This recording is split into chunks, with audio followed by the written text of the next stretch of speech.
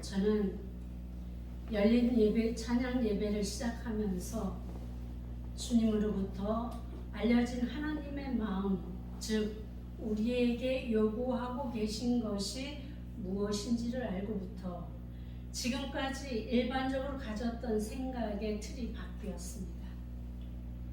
예배와 찬송은 우리 하나님을 믿는 사람들만의 전유물이어야만 마땅하고 응당 하나님께서도 그렇게 당연하게 하나님의 백성들에게만 예배를 받을 것을 당연시한다고 오해하던 것입니다. 그래서 우리들끼리 모여서 찬양해야 하고 예배하는 것은 당연하고 믿지 않는 사람들과 함께 있을 때는 저들이 알지 못하는 아니면 저들이 싫어하는 하나님의 말씀이나 하나님을 높이는 찬양을 하는 것은 민폐요 실례라고 생각하고 오히려 저들이 좋아하는 문화 속으로 우리가 함께하는 것을 당연시 해왔던 것입니다. 그런데 하나님은 저에게 왜 너희들끼리 숨어서 높은 담을 쳐놓고 예배하느냐고 찬양하느냐고 나는 그것이 싫다고 하나님이 지으신 모든 만물들이 함께 예배하고 찬양하기를 원한다고 그들에게서 나는 찬양 받고 싶다고 예배 받고 싶다고 그렇게 말씀하시는 것을 듣게 되면서 저는 깜짝 놀라게 되었습니다. 나를 믿는 자들만이 하나님께서 말씀하시는 것은 하나님이 지으신 모든 만물들이 함께 예배하라고 말씀하십니다. 찬양하라고 말씀하십니다. 당연한 이야기라고 말씀하십니다. 왜냐하면 내가 그들을 지었습니다. 이렇게 말씀하십니다. 그러니까 하나님께서 하나님 손으로 지으신 모든 만물로부터 하나님은 당연하게 찬양받아야 되고 예배받아야 된다고 말씀하고 계신 거예요. 근데 우리는 지금까지 어떻게 해왔습니까? 하나님을 받아들이고 하나님을 믿는 사람들끼리만 모여서 하나님을 예배하고 찬양하고 하는 것을 이거는 누가 뭐래도 상식이고 당연한 것으로 생각해왔던 것이죠. 하나님의 생각과 인간의 생각의 차이가 하나님이 싫어하시는 일로 만들어버리는 이 엄청난 비극을 낳게 되는 것입니다. 우리는 가만히 생각해 보니까 하나님 말씀이 맞는 말씀이지요. 그렇죠? 하나님께서 지으신 것들로부터 하나님이 지으지 않으신 것이 없기 때문에 온 우주 만물로부터 하나님을 예배 받으셔야 되고 찬양 받으셔야 되는데 이것이 당연한 일인데 왜 우리는 지금까지 그렇게 생각하지 않았을까요?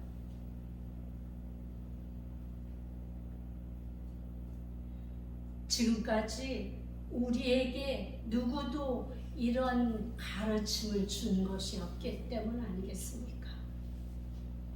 저 역시 오랜 세월 동안 교회 안에서 하나님 안에서 살아왔다고 자부한 저 역시 누구에게도 이러한 말씀을 들어본 적이 없었습니다. 이거 물어볼 것도 없이 우리끼리 드리는 것으로 생각했던 것이죠.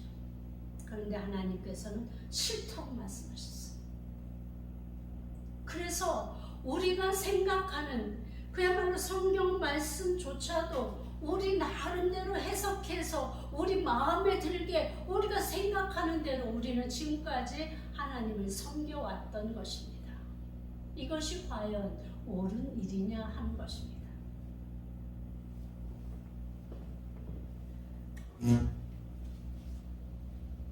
왜 그렇게 우리는 그런 어리석은 예배의식을 가졌는지 참으로 어이없는 일 아니겠습니까?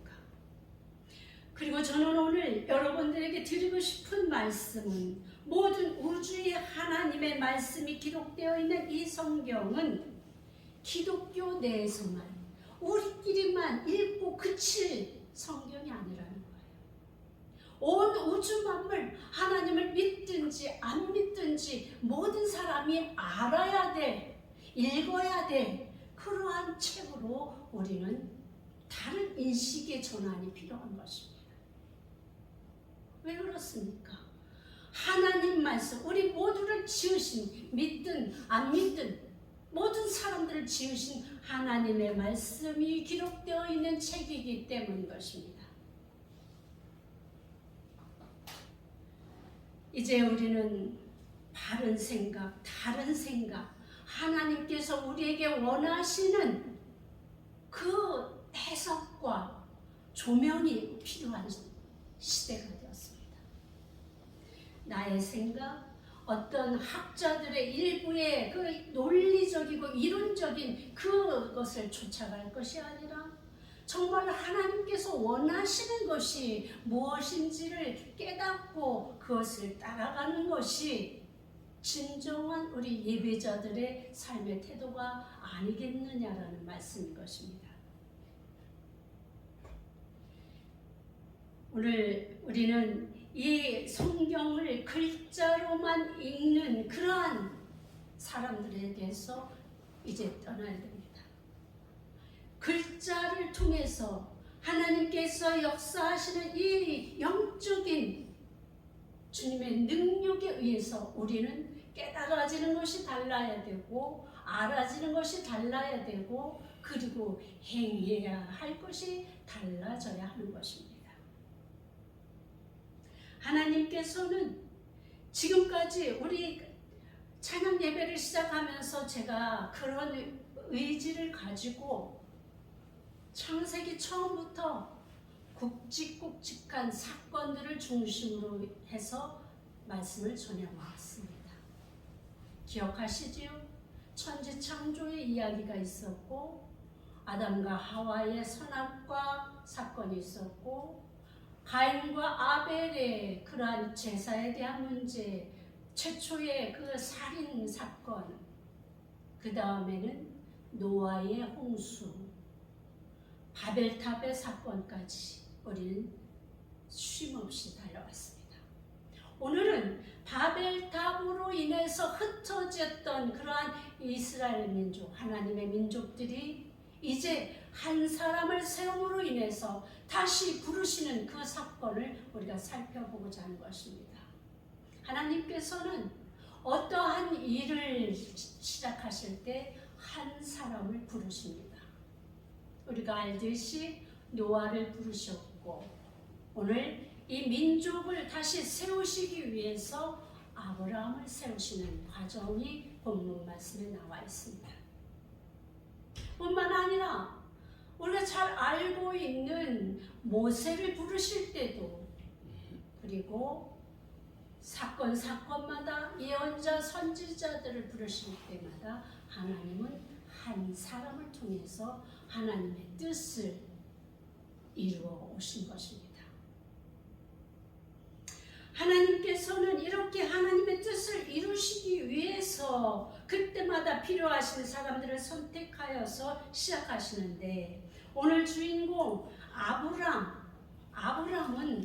아브라함이 되기 전의 이름 아브람 아시죠? 아브람이 그랬고 이제 그 믿음의 선진들이 하나님을 통해서 부르심을 받았던 것을 우리가 기억하실 것입니다. 12장 1절부터 5절 바로 그 중에서도 1절의 첫 번부터 하나님께서는 아브람을 부르시는 그 현장이 기록되어 있습니다. 1절을 보니까 여호와께서 아브람에게 이르시되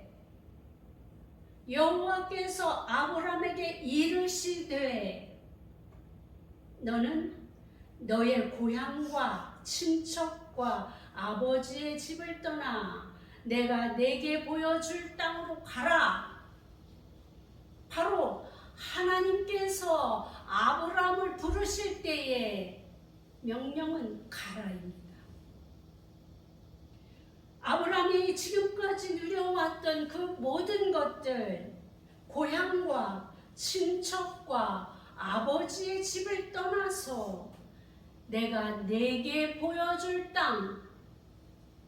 여기에서 하나님께서 아브라함에게 내가 너를 가나안으로 이끌겠다 이렇게 말씀하시지 않으시고 내게 보여줄 땅, 그곳이 어딘지도 알지 못하는 그곳으로 하나님께서는 가라 말씀하셨습니다. 이르시되, 여기에 우리가 포커스를 맞춥시다. 하나님은 하나님의 종들을 부르실 때 이르시되, 다시 말하면 말씀하시되, 말씀으로 부르신 것입니다. 우리가 알다시피 천지를 창조하실 때도 하나님께서는 말씀으로 천지를 창조하셨다고 기록되어 있지요. 이후에 하나님께서 또 다른 하나님의 일을 이루시기 위해서 말씀으로 지금 시작하고 계신 것입니다.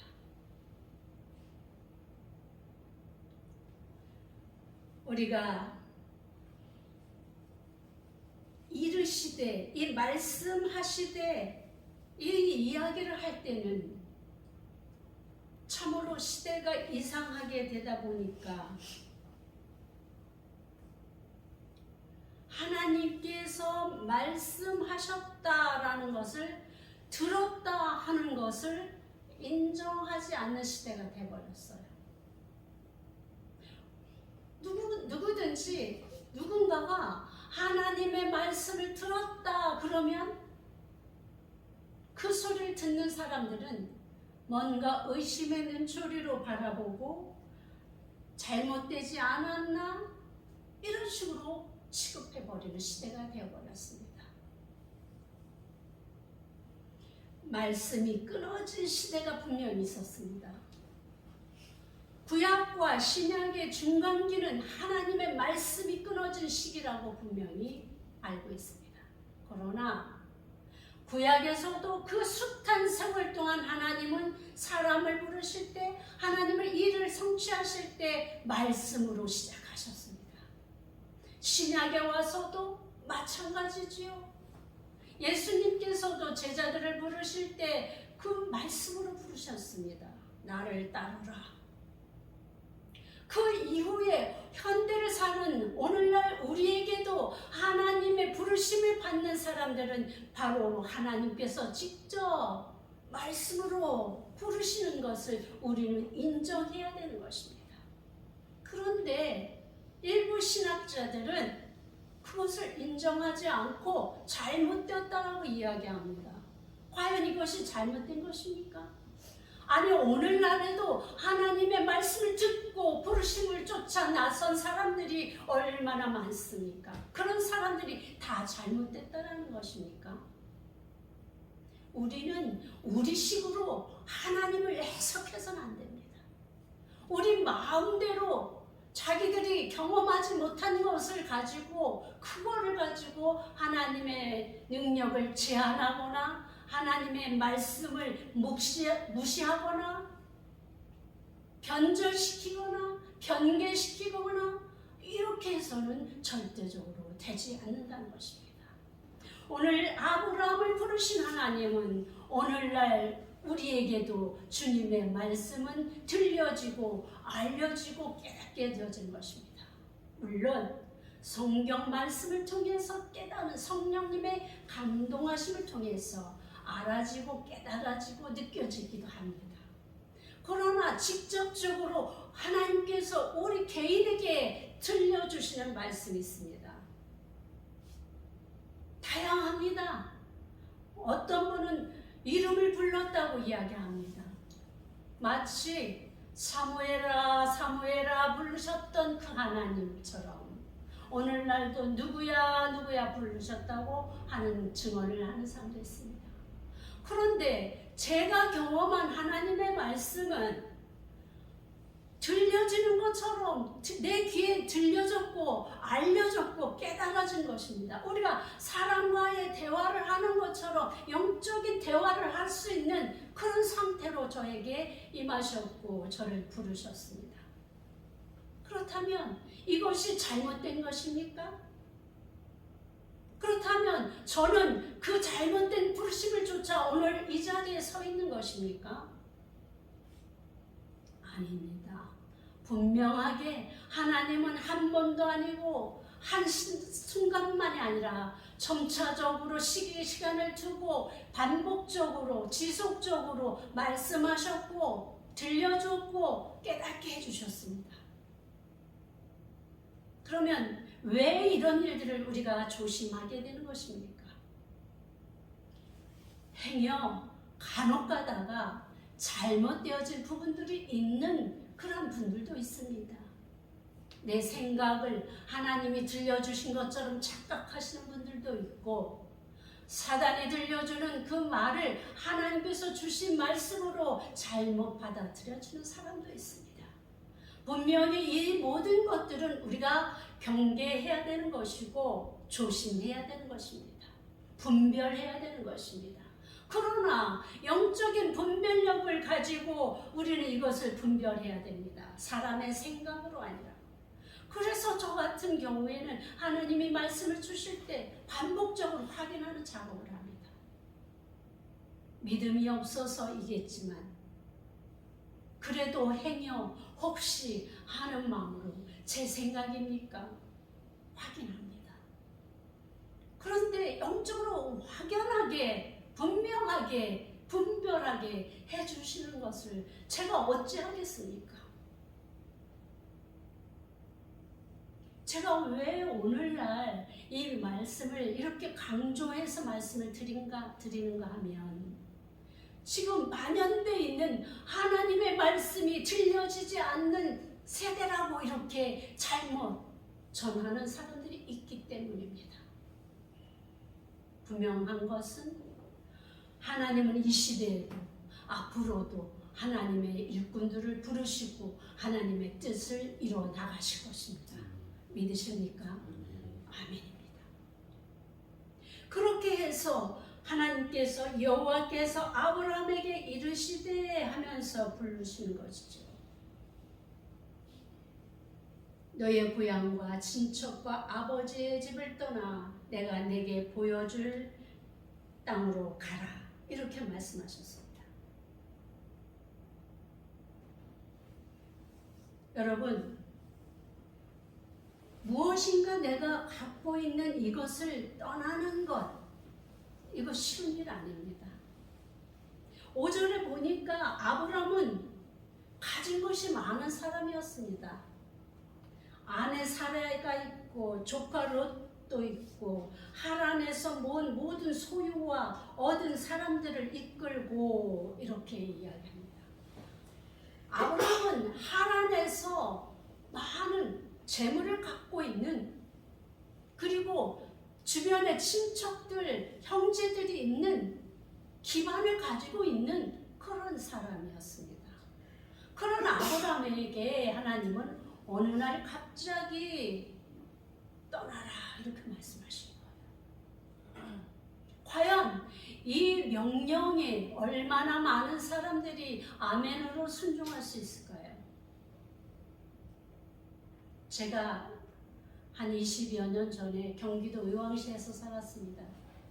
그런데 어느 날 기도 중에 저에게도 하나님은 하란을 떠나라라고 말씀하셨습니다. 그러니까 그 경기도 의왕시는 저의 인생에서는 아브라함이 갈대아 우르에서 떠나서 잠시 정착했던 하란과 같은 도시였던 것이죠. 그런데 그 당시 저에게도 아브라함만큼은 아니지만 그래도 나름대로 안정된 생활권이 있었습니다. 교회에서는 인정받는 그런 사람으로, 또 주변에서는 누구나 정말 가까이 하기를 기뻐했던, 그리고 남편은 든든한 직장 생활을 하고 있었고, 아무것도 아이들은 잘 자라고 있었고 부족한 것 없는 그러한 삶의 터전이었습니다. 하나님께서 저에게 하란을 떠나라고 말씀하실 때에 제가 그 말씀을 듣는 순간 너무나 어안이 벙벙해서 아무 말도 못하고 가만히 있었습니다. 그리고 막 생각하는 거예요. 아니 하나님, 제가 지금 여기를 떠나라고요? 그래서 얼렁뚱땅 얼버무리면서 기도를 마쳤습니다. 그리고 다음 기도 시간에 기도를 하니까 또 그 말씀을 하시는 거예요. 그랬을 때 제가 핑계댔던 것이 아이들이 수도권에 있어야 교육을 제대로 받을 수 있지 않겠습니까? 제가 그 핑계를 댔어요. 그랬더니 하나님께서 저에게 보여주시는데 천사 둘이 우리 큰 아들을 양쪽에 팔을 탁 잡고 서 있는 모습을 보여주면서 내가 책임질 거다. 이렇게 말씀하시는 거예요. 그러니까 아이를 핑계를 댈 수가 없는 거죠. 그리고 나서 또 마치고 몇 번이나 반복적으로 하나님께서 계속적으로 저를 푸시하셨습니다.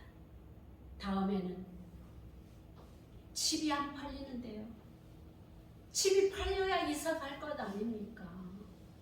그 당시에 부동산 폭락해가지고 거래가 없었던 시절이었어요. 그래서 제가 그 핑계를 대고 하나님 집이 안 팔려요.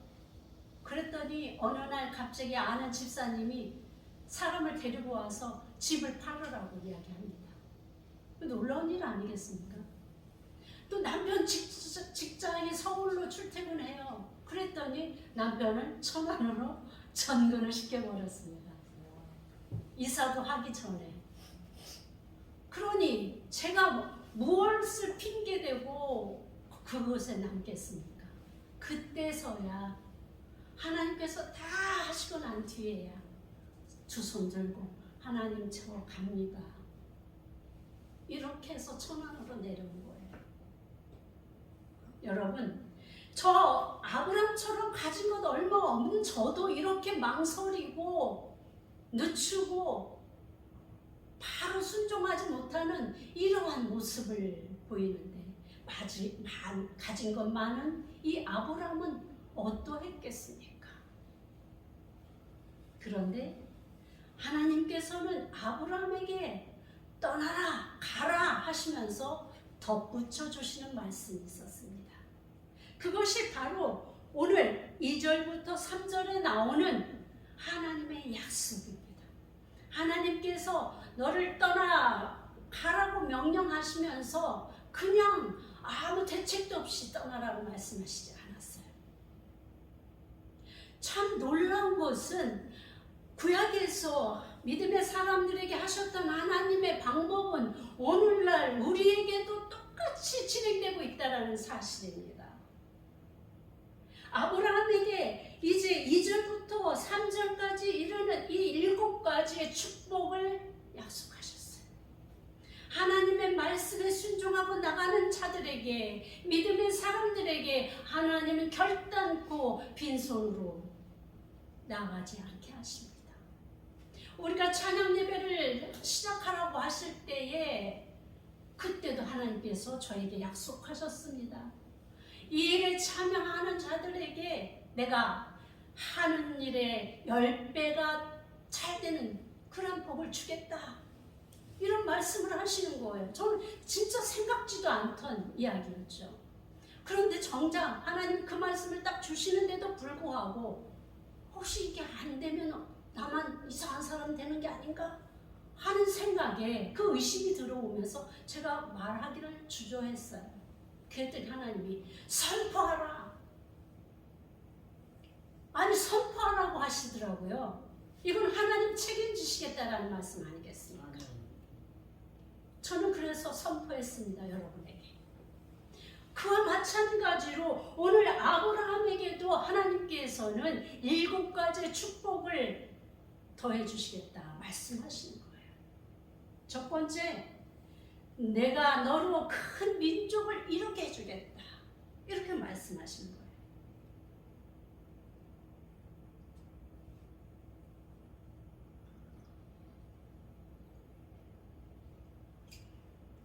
큰 민족이라는 의미는 수요가 많은 민족을 말하기도 하지만 존귀한 민족, 귀한 민족, 하나님의 사랑받는 민족, 그 민족, 그야말로 구약시대 구속사를 주도하는 선민으로 만들어 주시겠다 이렇게 말씀하신 거예요.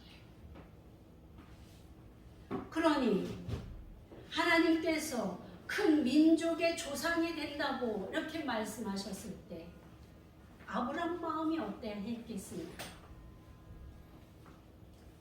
두 번째로는 복을 주겠다 이렇게 말씀하십니다. 2절을 한글 번역으로 보면 내게 복을 주어 내 이름을 창대하게 하리니 너는 복이 될지라 이렇게 말씀하시잖아요.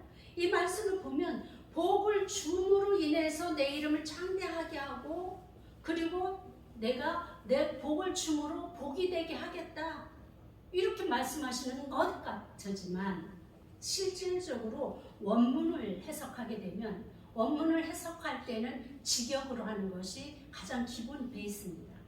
그런데 이 원문으로 직역을 하게 되면 그리고 내가 너로 큰 민족을 이루겠다 이게 끝이에요.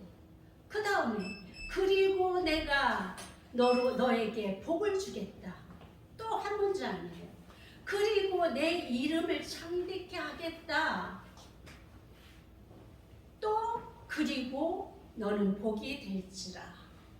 네 가지가 여기에 한 문장 속에 들어있는 거예요.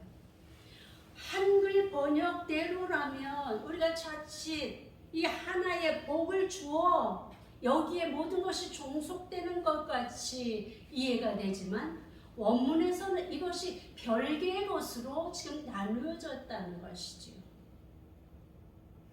그러니까 하나님께서 하나의 아브라함에게 복을 주셔서 큰 민족을 이루게 하실 방법으로 하나님께서 복을 주심으로 그 일을 이루시겠다는 것으로 이해해야 되는 것이죠. 다시 이야기하면 큰 민족이 되겠다. 그 민족이 되게 하는데 그 다음에는 복을 주겠다. 복을 주어서 그야말로 이 민족이 왕성하여지는 그 기반이 될 수 있도록 해주시겠다. 너희들과 함께 하겠다. 이 말씀을 주시는 거예요. 소도 비빌 언덕이 있어야 한다고 하지 않습니까? 바로 하나님께서 큰 민족이 되게 하는데 바로 비빌 언덕으로 복을 함께 주시겠다. 따로가 아니라 함께 주시겠다.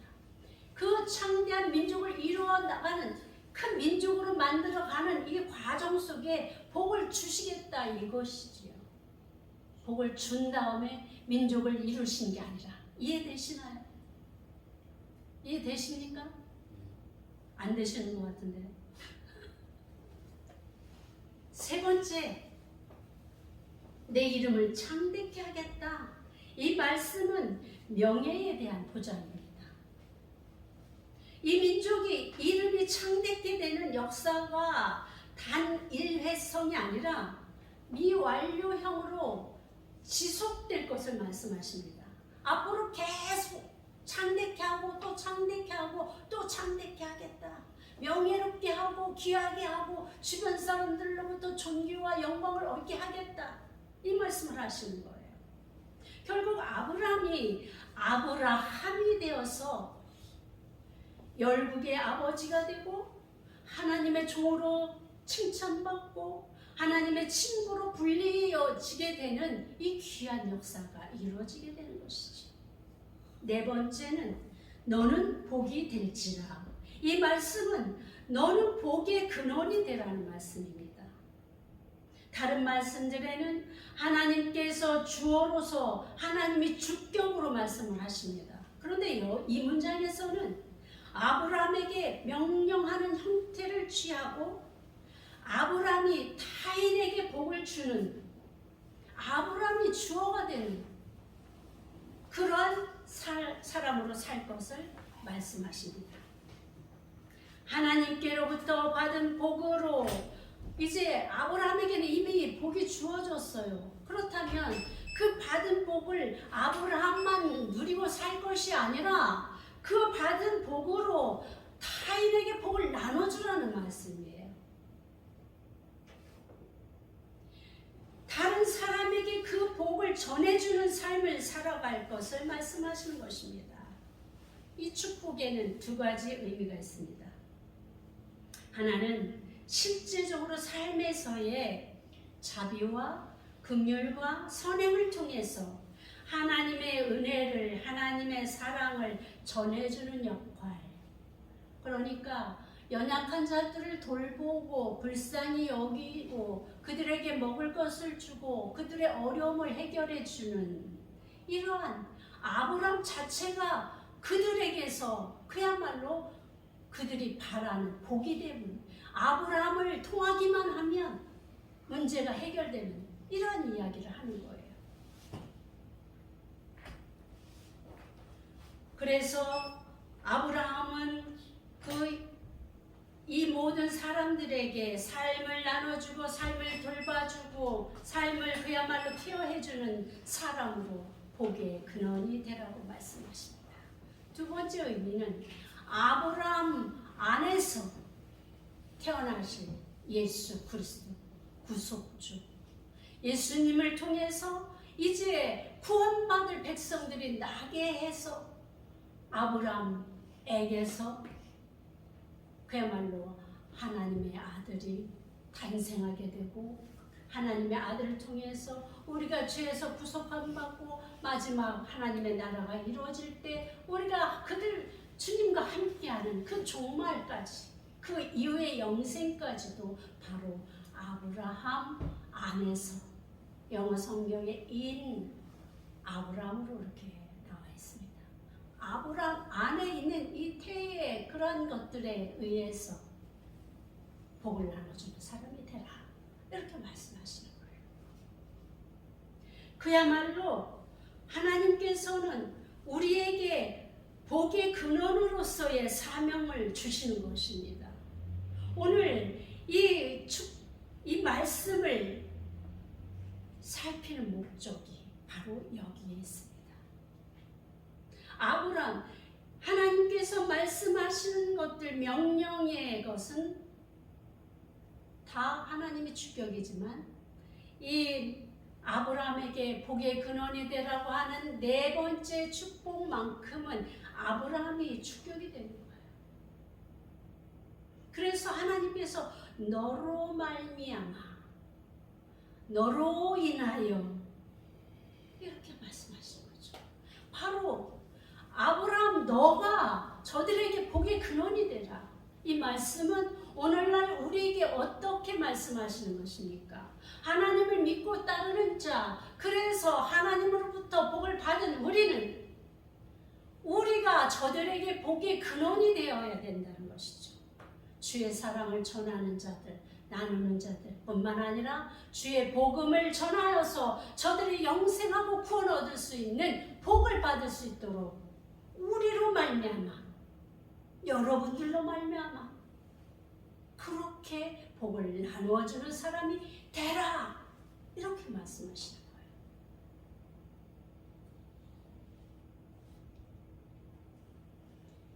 그러기에 우리도 아브라함처럼 받은 은혜를 나누는 자로 살아야 한 당연함을 가지게 되는 것입니다. 너로 말미암아 우리가 살아가고 있는 이 땅에서 나는 복을 주는 자입니까? 아니면 나 혼자만 받은 복을 탐욕스럽게 누리며 살아가고 있는 사람입니까? 아니면 그 받은 것을 누리다 오히려 지쳐서 새로운 엉뚱한 세상의 즐거움을 쫓는 사람입니까? 다섯 번째로 너를 축복하는 자에게는 내가 복을 내리고, 이렇게 말씀하십니다. 하나님은 아브라함에게 한정적으로 주는 복이 있고 아브라함을 통해서 세상 모든 사람들에게까지 복을 받게 하는 축복이 구별되어 있어요. 하나님은 아브라함에게 복을 주시고 아브라함은 주변의 사람들에게 복을 주고, 이게 우리에게 똑같이 적용되는 거예요. 하나님은 우리에게 복을 주시고 우리는 그 받은 그 은혜와 사랑을 주변에게 나누고, 이 도식이 그려지지 않습니까? 이것을 하나님께서 원하시는 거라는 거지요. 하나님은 아브람과는 한편이 되셨어요. 언어적으로 살펴보니까 원문에는 아브람과 한편이 되었다. 그래서 한편 되신 하나님이 철저하게 아브람에게 복을 주시고 아브람에게 정말 모든 것을 허락하시는 그런 하나님으로 묘사되고 있습니다. 그저 한편이 되신 그 특별하신 관계 속에서 특별한 은혜로 함께 하셔서 세상 모든 사람들로부터 존경과 사랑을 받게 하십니다. 하나님과 관계가 좋으면 사람과도 좋은 관계 속에 있게 됨을 혹시 경험해 보셨습니까? 그래서 저는 저의 인간 관계가 어려워지면 제일 먼저 살펴보는 것이 나와 하나님과의 관계 속에서 무엇인가 문제가 있는 것은 아닌지 이거 먼저 살핍니다. 하나님은 하나님의 백성들을 하나님과의 관계가 좋으면 하나님께서 한편이 되어 주시기 때문에 주변 사람들도 나를 칭찬하고 나를 따르고 나와 함께 하기를 즐거워합니다. 그런데 내가 하나님과의 관계가 어색해지면 주변 사람들과도 그렇게 됩니다. 경험하셨을 거라고 믿습니다. 하나님은 땅의 모든 사람들이 아브람을 통해서 복을 받게 될 것을 말씀하십니다. 영어 성경에 그 말씀이 이렇게 표현되어 있습니다. And all peoples will be blessed through you. 너를 통해서 축복이 모든 사람에게 주어진다는 것입니다. 너를 통해서, 너로 말미암아. 우리는 그렇게 하나님의 사명 가운데 부르심을 받은 자들입니다. 우리를 통해서 세상 사람들이 우리 주변이 복을 받게 해야 된다는 것입니다. 여섯 번째는 너를 저주하는 자에게는 내가 저주하리니. 이 말씀은 사람들의 저주로부터조차 보호해 주시겠다는 말씀입니다. 아브라함을 멸시하는 경우를 하나님께서 개별적으로 복수해 주시겠다고 강한 의지의 표명을 하십니다. 강한 의지의 표명을 하심으로 대적자들에게 엄중한 경고를 의미하는 말씀입니다. 하나님께서 얼마나 세밀하게 아브라함을 보호하시고 존귀한 존재로 만들어 주시겠다는 말씀 아니겠습니까? 그래서 성경에 보면 아브라함을 해하는 자들은 결코 안전하지 않았습니다. 하나님께서 그들을 징계하셨고 그들을 책망하셨던 것들을 보셨을 것입니다. 얼마나 든든한 보호자시며 피할 바이시고 산성이십니까? 이런 혜택은 아브라함에게만 주어지는 것이 아닙니다. 오늘날 우리도 아브라함의 언약 속에 있는 하나님의 백성이기 때문에 우리가 하나님의 명령에 순종하며 살 때에 우리도 이런 특혜를 받으며 살 수 있게 된다는 것을 기억하시기 바랍니다. 일곱 번째는 땅의 모든 족속이 너를 인하여 복을 얻을 것이니라. 아브라함을 통하여 하나님의 존재는 여실하게 드러나게 되고 아브라함을 통해 인류의 구속사는 완성되어질 것입니다. 믿음의 사람들로 인해서 그들이 거주하는 곳이 복을 받은 역사는 곳곳에 기록되어 있습니다. 하나님께서는 아브라함의 후손들이 하나님과 함께하는 그곳에서 그들과 함께 하시며 아브라함과 이 약속을 신실하게 이루어 가고 계십니다. 하나님은 아브라함에게 소명을 주실 때 축복도 이렇게 함께 약속하셨습니다. 우리 교회에게 주신 그 세상에 나가 찬양하고 예배하라고 하시면서 주셨던 그 약속, 하나님께서 아브라함에게 그 약속을 이루신 것처럼 우리에게 주신 그 약속도 반드시 이루어 주실 것을 확신하는 바입니다. 그렇습니다, 여러분. 아브라함이 하나님의 그 약속을 믿고 즉시로 쫓아갔다고 성경은 기록하고 있습니다. 다른 것은 몰라도 우리가 하여야 할 일, 하나님의 명령 앞에서 순종하는 일, 믿음으로 행하는 일, 그것이 결코 나의 안전이 다져진 이 기반을 엎어버릴 만한 위험성이 있다 할지라도 주님이 말씀하시면 아멘으로 화답하고 나갈 때 오히려 이전보다 더 많은 결실을 허락해 주신다는 것을 우리가 믿음 가운데 믿게 되길 바랍니다. 그런 자들만이 이런 복을 받아 누릴 수 있게 된 것입니다. 복 있는 사람은 악인들의 꾀를 따르지 아니하며 죄인들의 길에 서지 아니하며 오만한 자들의 자리에 앉지 아니하고 오직 여호와의 율법을 주야로 묵상하는도다. 시편 1편 1절에서 2절 말씀입니다. 앞에서도 언급했듯이 성경 안에서 믿음의 사람들로 인해 복받는 역사는 지금까지 지속되고 있습니다. 복받고 싶으십니까? 인정받고 싶으십니까? 세상에서 높임받기 원하십니까? 하나님이 내 편이 되셔서 나와 함께 하시고 나를 대적하는 대적자들을 주님께서 복수해 주시길 원하십니까? 그렇다면 하나님의 말씀대로 너로 말미암아 복의 근원이 되라고 하신 말씀을 이루가십시오. 그러면 우리로 인해서 우리 가정이 복을 받게 되고 나로 인해서 우리의 공동체가, 직장이, 사회가, 나라가 복받는 나라가 될 것입니다.